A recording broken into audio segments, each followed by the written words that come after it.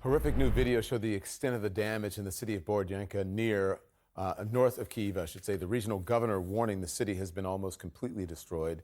And there are fears that the death toll could be higher than in Bucha. So joining me now to discuss CNN military analyst and retired two-star general Dana Pittard. He is the author of Hunting the Caliphate, America's War on ISIS and the Dawn of the Strike Cell. Thank you, General. Appreciate you joining us. Good evening, Don. Did you hear what the guest said? What they're doing is worse than ISIS now, what Russia's doing. What did you think of that? Yeah, I did hear that. And what Russia is doing is bad.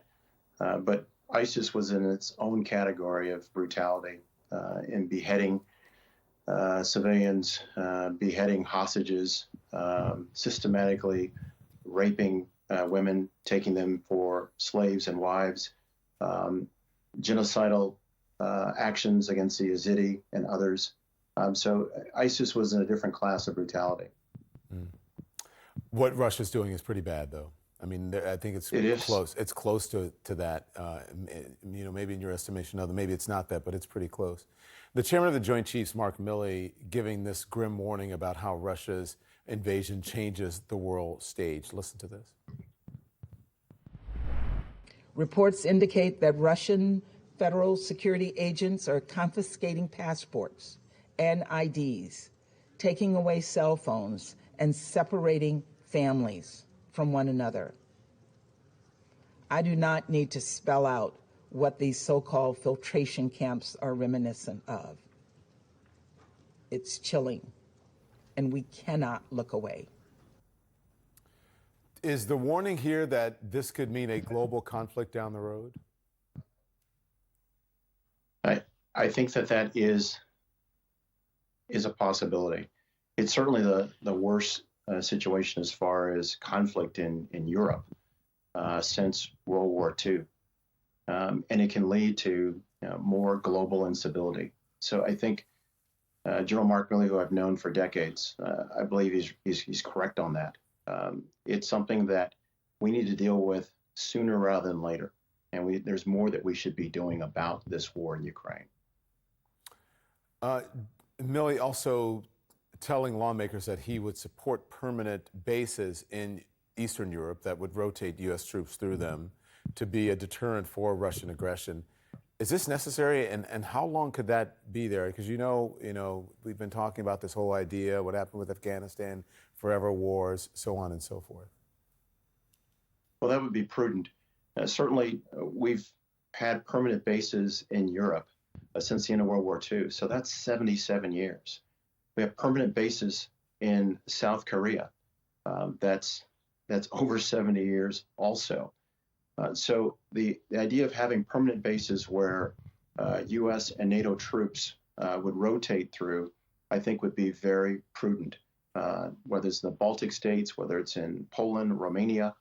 I think what General Milley is calling for is not for military families to move there, but military units to rotate through on a periodic basis. I think that would be just prudent based on the threat of Russia. General, in today's hearing, the U.S. Defense Secretary Lloyd Austin was forced to take time from talking about the situation in Europe to defend against absurd accusations of wokeism. Listen to this. While everyone else in the world seems to be developing capabilities and being more strategic, we got time to embrace critical race theory at West Point, to embrace socialism at the National Defense University, to do mandatory pronoun training. Do you assess? You know, it's again, this is the most capable, the most combat-critical force in the world. It has been, and it will be so going forward. Not if we continue down this path. To do that. Not if we embrace socialism. The fact that you're embarrassed by your country. By no. I'm embarrassed by your leadership. I'm sorry. You guys said that Russia would overrun Ukraine in 36 days. You said that the Taliban would be kept at bay for months. You totally blew those calls. And maybe we would be better at them if the National Defense University actually worked a little more on strategy and a little less on wokeism. Has it occurred to you that Russia has not overrun Ukraine because of what we've done and our allies have done? I mean, there's so much that I want to say, but I will keep it above board here. Because ignorance knows no bounds, but you are a West Point graduate. You served numerous combat tours and more than 30 years of service, and you know and served with both General Milley and Secretary Austin. What do you think of how he handled that?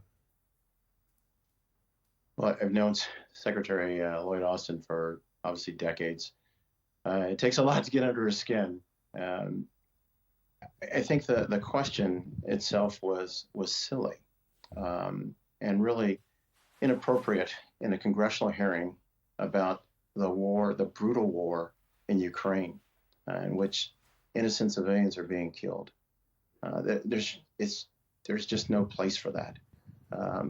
For the petty kind of partisan points that might be scored in doing that, when we have a very serious situation. You know, Secretary Austin and General Mark Milley are great leaders who are patriots and who have served our nation with distinction.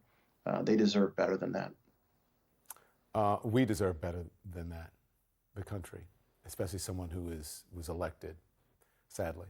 Thank you. I appreciate you joining us, General. Thanks so much. Thank you, Don.